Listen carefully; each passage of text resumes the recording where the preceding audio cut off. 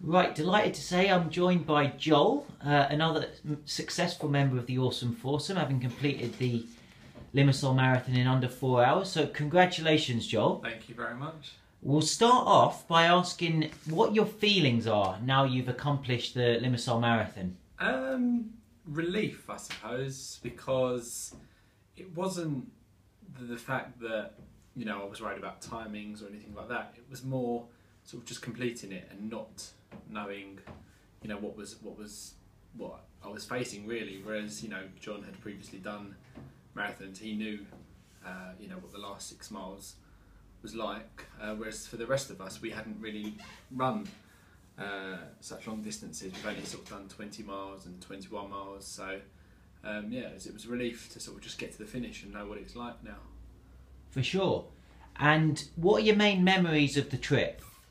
Main memories was when Lee came flying past me at mile 23, 24, and he sort of just made me look stupid and went on running. But that was quite funny. Definitely. And just looking at the 10 weeks as a whole, Joel, this amazing experience you've embarked upon, just describe the level of pride that you have at completing the journey. It was, I feel really proud. It's been good to sort of remain dedicated, and I'm pleased that I stuck to the original plan. I didn't deviate in any way. So it was. I'm proud and sort of. I'm proud of the achievement really, and the fact that I stuck to the regime and plan. Absolutely. And what were your main challenges that you had to overcome throughout the whole 10 weeks?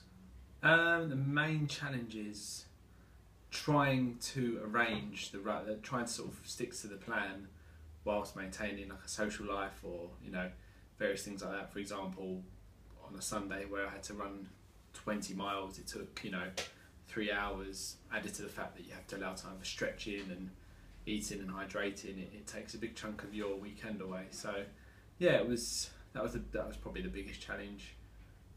Definitely. And just now, Joel, in terms of giving advice to marathon runners that are maybe embarking upon their first marathon, what would be your words of wisdom that you would give to them? The first marathon that you do,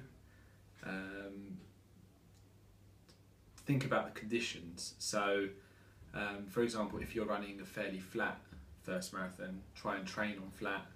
If you're running, quite a hilly marathon, maybe try training with some hills and inclines, etc. But also the temperature of where you're going.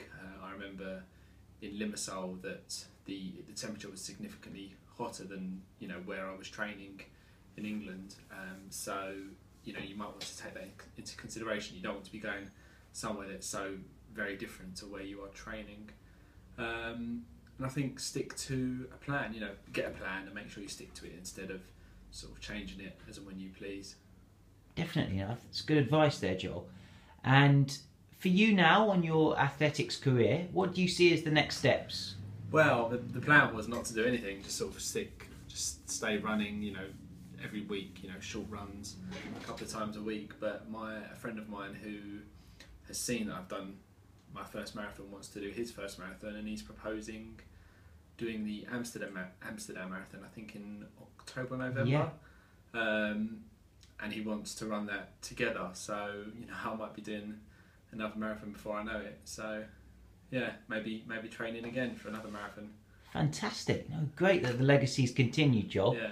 And fantastic performance again. Just like to congratulate you on what's an awesome achievement, getting under the 4 hours. And all the best with the upcoming training. Excellent. Thank you very much.